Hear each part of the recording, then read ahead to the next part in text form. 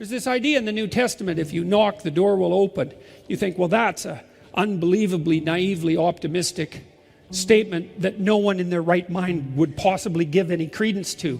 But the world is a very strange place.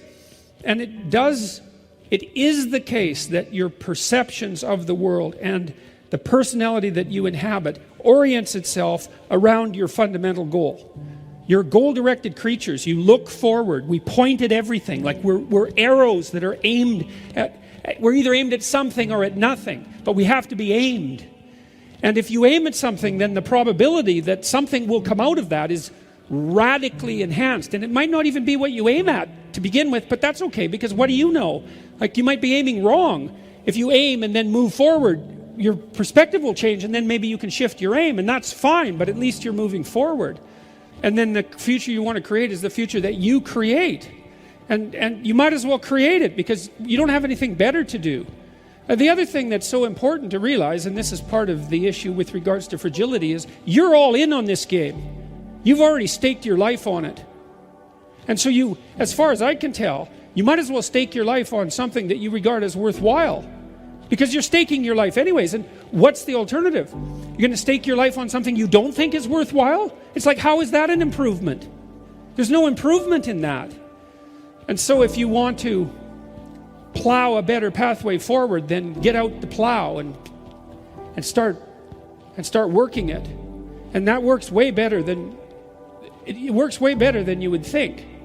I've often wondered, and I think it's a reasonable thing to wonder, it's like, we're not doing too bad in this world, you know. Things are a lot better than they were 50 years ago, and there's a lot of reason to be optimistic, and there's reason to be pessimistic. But, you know, it's not like we're all in making things better. We're maybe 60-40 or 65-35 or something like that, each of us individually and then also collectively. You wonder what would happen if we were all in, just how much better we could make things. And there's something that's worth thinking about. There's something to devote yourself to. It's like, how much suffering could you rectify if that was your goal? Your own and other people's as well. And how much malevolence could you constrain? And what amount of good could you do in the world?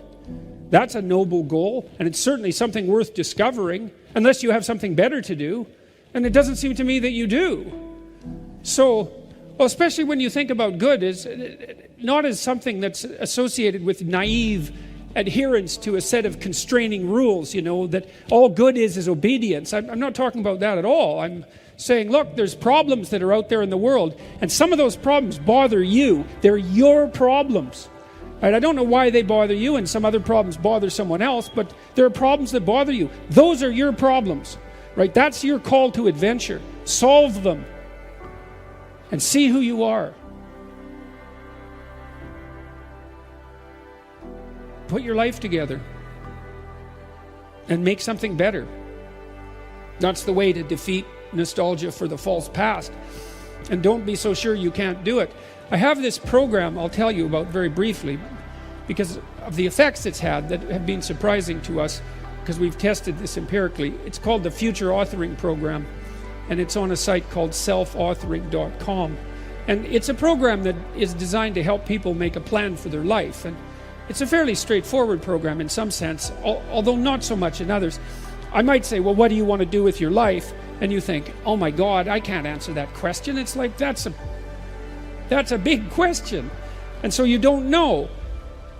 Part of the problem is it's not a very good question. It's not differentiated enough. So if you ask yourself a question that's so large you can't answer it, well, then you should ask yourself a smaller question. And so in this program, you're asked to do things. We tried to make it practical. It's like, okay, it's 3 to 5 years down the road, and you get to have what you need and want within reason, right? Assuming you're taking care of yourself within reason. Well, what might you want? How would you like your family interactions to be going? Siblings, parents? What about your intimate relationship? If you could have what you wanted and needed from that, just what would that look like, hypothetically? Your career or your job, because those aren't the same thing. At least maybe you could have a job that is respectable and that constitutes a valid contribution to those around you and helps justify your position in society. And perhaps you could even have a career, you know, that has some intrinsic meaning independently of that.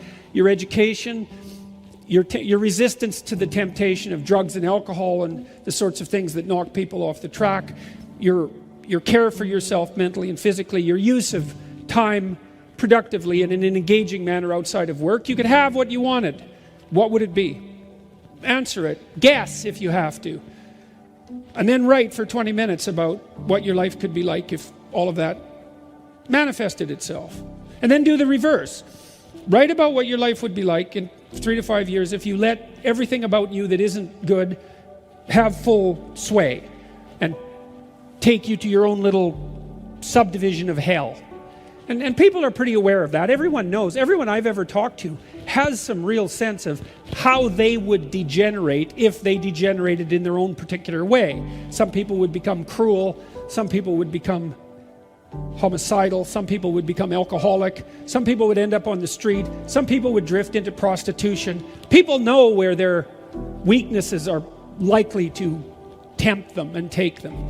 And so then you sketch out a little hell and a little heaven, and maybe you're motivated to run from the one, which is good, and to run toward the other. And so then you have a framework for your life.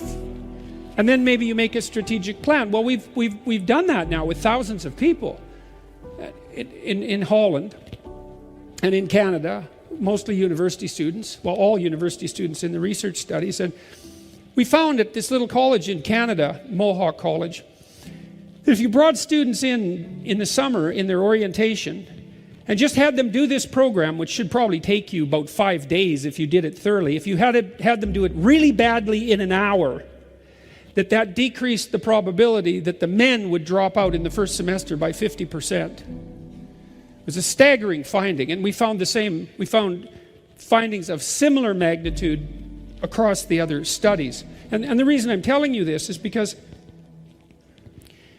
a lot of the reason that people don't get what they want is because they don't aim at it. This idea that you should have higher self-esteem or that you should be happy, it's like, Jesus, it's so weak. It's so pathetic.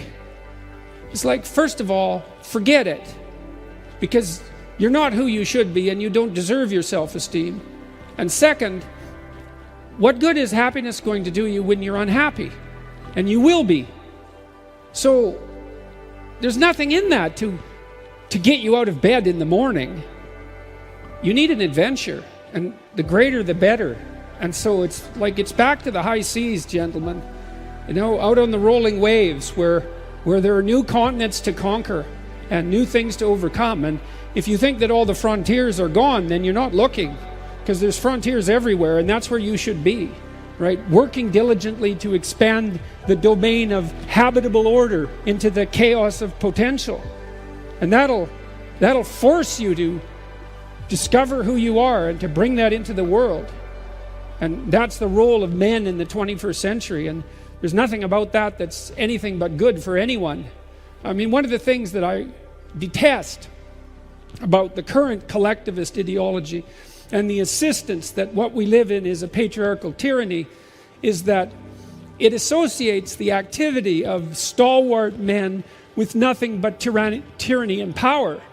And I think that that's dreadful beyond imagining, because it conflates bravery and courage and competence and the desire to adopt responsibility and the ability to be generous with nothing but power. And it gives men, especially young men, an excuse to be useless so that they'll be harmless, so that they won't be destructive.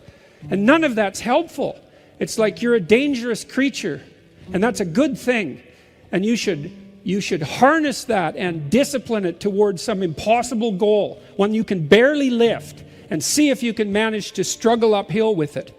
And then things will straighten themselves out. And then we won't have to ask, well, what's the role of men in the 21st century? There are terrible problems that need to be solved. Solve them. It's within our power to solve them. It's within your power to solve the problems that present themselves to you as your problems. Solve them. That's the right solution. And there's nothing in that isn't good. And there's nothing in it that isn't like that call to adventure that can get you up in the morning when it's a difficult morning, you know, when things have collapsed around you for one reason or another. You need a purpose for moving forward, and it has to be the sort of purpose that justifies the suffering. So that's that.